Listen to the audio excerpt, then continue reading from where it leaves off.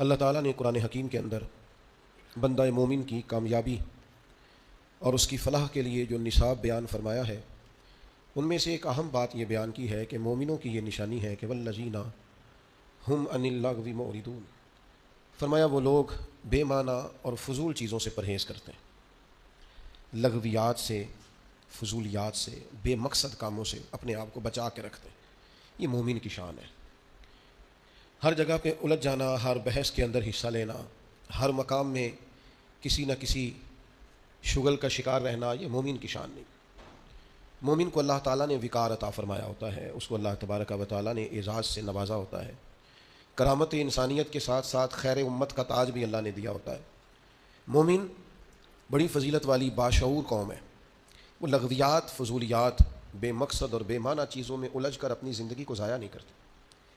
وقت جیسے جیسے گزر رہا ہے، حالات جیسے جیسے بدل رہے ہیں، لہو و لعب کی کثرت ہو رہی ہے، کھیل کود، آنا جانا، گھومنا پھرنا، ان میں ڈھیر سارا وقت مسلمانوں کا ضائع ہوتا ہے۔ اللہ تعالیٰ نے زبردست تخلیقی صلاحیتیں دی ہیں، اللہ تعالیٰ نے شعور کی نعمت دی ہے، کہہ سکتے ہیں، لکھ سکتے ہیں، بول سکتے ہیں، اچھی منصوبہ بندی کر سکتے ہیں، ایک بہترین نظم کے ساتھ بڑی ساری چیزوں کو آگے لے کے جا سکتے ہیں، لیکن الجھے ہوئے ہیں فضول بحثوں میں، الجھے ہوئے ہیں بے معنی اور بے مقصد کاموں میں، لا یعنی طرز زندگی میں۔ دیکھیں، محنت بھی اگر با مقصد نہ ہو وہ بھی فائدہ مند نہیں ہوتی، محنت بھی با مقصد ہو، با معنی ہو، جد و جہد بھی کریں تو وہ بھی مقاصد والی ہو۔ آپ غور کیجئے، یہاں سے فرض کر لیں آپ کہ لاہور آپ گاڑی پہ جاتے ہیں تو آپ کا 5,000 کا 10,000 کا پیٹرول لگتا ہے یا 1,000 2,000 کرایہ لگ جاتا ہے۔ اب ایک شخص کہتا ہے جی میں اس طرح کروں گا کہ پیدل میں نے جانا ہے لاہور اور میں کرایہ بچاؤں گا، تو چلا گیا پیدل، 2,000 اس کا بچ گیا، لیکن اب چونکہ پیدل گیا ہے اور پیدل آیا ہے، بیمار ہو گیا ہے، جو ضروری کام اس نے کرنے تھے تھکاوٹ کی وجہ سے وہ نہیں ہو سکے، اور جو اس نے وقت ضائع کیا آنے جانے میں، اس میں کتنا کام ہو سکتا تھا۔ اب اس نے محنت تو کی ہے، لیکن وہ محنت اس نے با مقصد، اچھا ہو سکتا ہے بیمار ہو گیا خدا نہ خواستہ تو ڈبل پیسے لگ جائیں۔ ہمارے ہاں ملنگ ہوتے ہیں نا، ملنگ اکثر فارغ ہوتے ہیں، کام کوئی، ملنگ ہوتے ہی وہ لوگ ہیں جن کو کام کوئی نہیں ہوتا، تو پیدل جا رہے ہیں داتا صاحب، پیدل جا رہے ہیں وہ حضرت بابا صاحب، تو کہیں نہیں کہا داتا صاحب نے کہ میرے پاس پیدل آنا، داتا صاحب تو خود گھوڑے پہ بیٹھ کے آئے تھے جب اپنے علاقے سے آئے۔ تب یہ کون سا آپ کام کر رہے ہیں جو بے معنی ہے، مبہم ہے، مہمل ہے؟ آپ کون سی ایسی اس میں آپ مجاہدہ بالنفس کر رہے ہیں جس کا کوئی مطلب ہی نہیں ہے؟ یہ تو وہ بات ہوئی کہ کھیت میں دانہ ڈالا نہیں اور ہل چلاتے رہے، اس میں کھاد ڈالتے رہے، اس کو پانی دیتے رہے، لیکن بیج تو ڈالا ہی نہیں۔ جب تک آپ بیج نہیں ڈالیں گے تو کیا حاصل کرنا چاہتے ہیں آپ کھیت سے؟ حصول کیا ہے آپ کا، مقصد کیا ہے؟ اچھی طرح اس بات کو سمجھ لیں کہ محنت بھی با مقصد ہو، بے مقصد بلا وجہ کی، وہ کیا کہتے ہیں پنجابی میں کہ آپ مدانی پانی میں ڈالیں گے تو مکھن نکل آئے گا، اس کے لیے دودھ چاہیے، فقط دودھ نہ ہو، دودھ بھی کسی شخص نے جما رکھا ہو، دہی بنا ہوا ہو، پھر آپ اس کے اندر محنت کریں گے تو مکھن نصیب ہوگا۔ بلا وجہ کی مشقتیں کر رہے ہیں، بغیر کسی سبب کے جب وہ جا رہے ہیں 100 کلومیٹر کا 200 کلومیٹر کا سفر کر کے، مقصد کیا ہے؟ 2 تصویریں لینی ہے، مقصد حیات ہے میرے بھائی۔ وہ سفر کیا ہے گھوم کے، اور وہ کہاں چلے گئے اور جا کے واپس لوٹ کے آئے، تو نتیجہ کیا ہے؟ ہم جی گھومنے گئے تھے، مبہم اور بے معنی۔ بنی اسرائیل کے جو جرم تھے نا، ان میں ایک جرم قرآن مجید نے ان کا یہ بیان کیا کہ بہت سوال کرتے تھے، بہت بحث کرتے تھے۔ ان کی جن چیزوں کو عبرت بنانے کا اور سبق لینے کا ہمیں کہا گیا ہے، ان میں یہ ہے کہ کثرت اور بے معنی سوال۔ ایک بندہ قتل ہو گیا ہے، حضرت کلیم کی بارگاہ میں وہ آئے ہیں، حضرت کلیم علی نبی نام علیہ الصلوۃ والسلام نے ان سے فرمایا ہے ایک گائے ذبح کرو، مرنے والے کو اس کا کچھ حصہ مارو، مرنے والا اٹھ کے بتا دے گا مجھے کس نے قتل کیا۔ اب انہوں نے پوچھا جی گائے کا رنگ کیسا ہونا چاہیے، عمر کتنی ہونی چاہیے، بوڑھی ہو جوان ہو؟ اتنے سوال، بے معنی سوال، بے مقصد سوال، بحثیں ہی بحثیں، اور الجھاؤ ہی الجھاؤ، اور زندگی کے اندر یعنی زمانہ بیت گیا یہ پوچھتے ہوئے کہ جناب عیسیٰ علیہ السلام کی نانی کا نام کیا ہے، حضرت موسیٰ کی والدہ کا نام کیا ہے، یہاں تک کہ ایک صاحب یہ پوچھنے آ گئے کہ بتایا جا سکتا ہے کہ معراج کی رات جو براق گیا تھا اس کا رنگ کیا ہے؟ خدا کے بندو، یہ سوالات آپ کی ضروریات کے سوال ہیں، عجیب نوعیت کے سوال ہیں۔ اور پھر یہ بحثیں جو لوگ چھیڑتے ہیں ان کو لوگ بڑا عظیم آدمی سمجھتے ہیں کہ دیکھو یہ بڑی خاص بات نکال کے لایا ہے۔ اور میں نے یہ داستان سرائی کے منظر حرم شریف میں دیکھے، ایسی بات کو روایت کر دیا جاتا ہے چند پیسے کمانے کے لیے کہ میں زیارتیں کراتا ہوں، وہ ایسی ایسی زیارت بیان کر دیتے ہیں جس کا تصور ہی نہیں ہے سرے سے۔ مجھے ایک صاحب زیارت کرانے کے لیے لے گئے تو کہنے لگے وہ جو نبی کریم علیہ السلام نے ایک مقام پہ فرمایا تھا نا کہ یہ بکری کا بچہ جو مرا ہوا ہے تم بتا سکتے ہو کہ اس کے مالکوں کی نظر میں اس کی کیا قیمت ہے؟ تو صحابہ نے کہا کوئی قیمت ہوتی تو یہاں پھینک دیتے، کوئی قیمت نہیں۔ کہنے لگے وہ جو حدیث اور وہ جو واقعہ ہوا تھا جہاں سرکار نے یہ بیان کیا تھا وہ یہ جگہ تھی، اس کی زیارت کر لیں۔ تو میں نے ان سے پوچھا آپ کو کیسے پتا یہ جگہ تھی؟ میری بات کی سمجھ آ رہی ہے؟ کیسے پتہ ہے آپ کو؟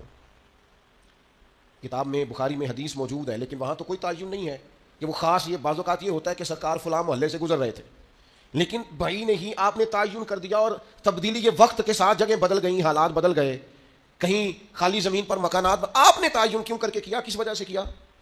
ایک نئی بات جڑنے کے لیے؟ اسلام دنیا میں صرف بحث کرنے کے لیے آیا ہے؟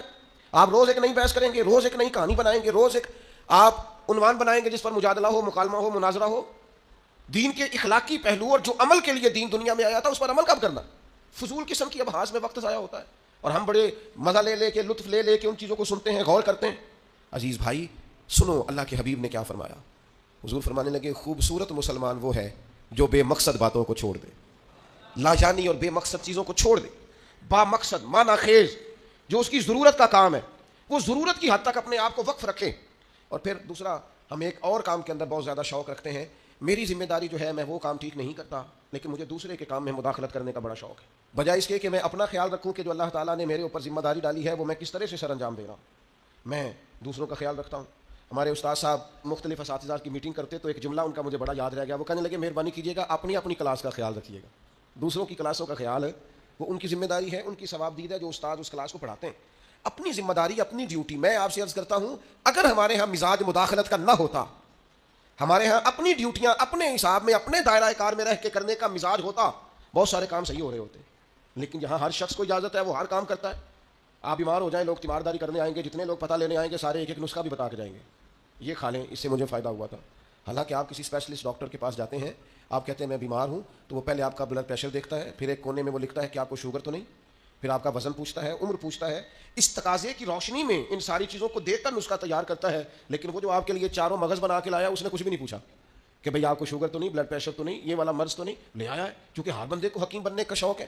اسی طرح ہر آدمی کو دینی مسئلہ بیان کرنے کا شوق ہے، اس نے کوئی 4 کتابیں بھی نہیں پڑھی، وہ ضروریات سے بھی آگاہ نہیں، اسے نہیں پتا کہ دین کے مختلف پہلوؤں کا عنوان کیا ہے، کسی استاد کے پاس وہ نہیں بیٹھا، 4 باتیں کہیں سے سن لی ہیں اور 4 چیزیں کہیں سے اس نے دیکھ لی ہیں تو وہ بہت بڑا جناب دائی بن کے وہ کام کر رہا ہے۔ تو اپنا کام جو ہے اس کو صحیح کر کے اگر کیا جائے، اگر ٹھیک کر کے کیا جائے اپنے دائرہ کار کے اندر، آپ یقین کریں بندے کو مزہ آتا ہے کام کرنے۔ حضرت معاویہ بن خدیج رضی اللہ تعالیٰ عنہ ایک صحابی ہیں، وہ کہتے ہیں سیدنا عمر فاروق رضی اللہ تعالیٰ عنہ نے اپنے زبانہ مبارکہ میں مجھے ایک مہم کے لیے بھیجا تھا، تو وہ ماحول کچھ اس طرح کا بنا ہوا تھا کہ شدید انتظار تھا کہ بنا کیا۔ تو آج کل کا تو دور تھا نہیں کہ فوراً آپ کسی چیز کو لائیو دیکھ لیں یا واٹس ایپ پہ فوراً آپ کو میسج کر کے دور سے آنا ہے اور آ کر ہی کسی نے پیغام دینا۔ تو ابن خدیج رضی اللہ تعالیٰ عنہ کا بڑا انتظار تھا جناب عمر کو۔ فرماتے میں دوپہر کے وقت خبر لے کے مدینہ طیبہ میں آیا، چلچلاتی دھوپ تھی، گرمی کا موسم تھا اور رواج بھی تھا دوپہر کا کھانا کھا کے لوگ آرام کرتے ہیں۔ بعد ظہر میں پہنچا، اکثر دروازوں کے کواڑ میں نے بند دیکھے، تو میں نے کہا کہ عصر کے بعد جناب عمر کو پیغام دوں گا کہ اللہ نے فتح دے دی۔ فرماتے ہیں کہ بعد عصر میری ملاقات ہوئی تو جناب عمر تو نماز کا سلام پھیرتے ہی پوچھنے لگے، یار اللہ تیرا بھلا کرے، میں تو تھک گیا تیرا انتظار کر کر، کیا نتیجہ نکلا، اللہ نے کامیابی دی؟ تو فرماتے ہیں میں نے فوراً کہا حضور اللہ کا شکر ہے، اللہ نے اپنے فضل سے مسلمانوں کو کامیابی دی۔ حضرت عمر کہنے لگے کہ جو رستہ ہے وہی مجھے معلوم ہے اور جنگ کا دورانیہ بھی معلوم ہے، تو آپ دیر سے کیوں آئے؟ میں بے چین تھا۔ حضرت معاویہ بن خدیج رضی اللہ تعالیٰ عنہ عرض کرنے لگے حضور میں تو آ گیا تھا ظہر کے بعد، لیکن اس خیال سے کہ آپ سو رہے ہوں گے، اس خیال سے کہ آپ آرام فرما ہوں گے، میں نہیں آیا کہ عصر کے بعد مسجد میں ملاقات ہوگی تو میں بتا دوں گا۔ تو یہ جناب عمر کا طرز ہے، یہ وہ لوگ ہیں جن کا وجود اس طرح کا تھا کہ ہر چیز میں ٹھہراؤ تھا۔ حضرت عمر فرمانے لگے سویا کرتا تھا میں، لیکن امیر المومنین بننے سے پہلے تم دوپہر کی بات کرتے ہو، میں تو احساس ذمہ داری کے بوجھ میں اتنا دبا ہوں کہ رات کو بھی جی بھر کے نہیں سو پاتا۔ میں سمجھتا ہوں میری ڈیوٹیاں ہیں، مجھے ڈیوٹیاں کرنی چاہیے، اپنی ذمہ داری کو مجھے صحیح طریقے سے سر انجام دینا چاہیے، مجھے اپنا کام وقت پر کرنا چاہیے۔ تو ہم کیا کرتے ہیں؟ لغویات میں وقت ضائع کرتے ہیں، بے معنی بے مقصد مبہم کاموں میں۔ ہماری ضرورت کے کام پڑے ہوئے ہیں، گھر والے آوازیں دے رہے ہیں، یہ کام کرانے والا ہے، یہ ڈیوٹی کرنے والی ہے، ہم جس جگہ جس ادارے کے کسی جگہ ملازم ہیں، ڈیوٹی کرتے ہیں، وہاں چیزیں منہ چڑھا رہی ہیں کہ یہ کام ابھی ہونے والا ہے، یہ ہونے والا ہے، لیکن ہمیں باقی ساری دنیا کا پتہ ہے، باقی سارے معاملات کا ہمیں پتہ ہے۔ ہم نے اپنی ڈیوٹی صحیح کرنی۔ حضرت سعد بن ابی وقاص رضی اللہ تعالیٰ عنہ کو جناب عمر نے بلا کے کہا میرا دل کرتا ہے آپ ایک صوبے کے گورنر بن جائیں۔ تو حضرت سعد بن ابی وقاص کہنے لگے حضور کوئی میدان والا کام بتائیں، کوئی تلوار والا کام بتائیں، مجھے وہ کام بتائیں کہ میں دشمن کے مقابلے میں ڈٹ جاؤں اور میں کسی غزوے میں نکلوں، جہاد پہ نکلوں اور میں فوج کی سپہ سالاری کروں۔ یہ بیٹھ کر کام کرنا اور حکومت کرنا یہ میرے بس کی بات نہیں، ہم تو گھوڑوں پہ رہنے والے لوگ ہیں۔ شہاب الدین محمد غوری، اللہ نے اس شخص کا وجود پاکستان کو عطا کیا کسی نے ان سے کہا غوری صاحب ملاقات کرنی ہو تو کہاں ملیں گے؟ فرمانے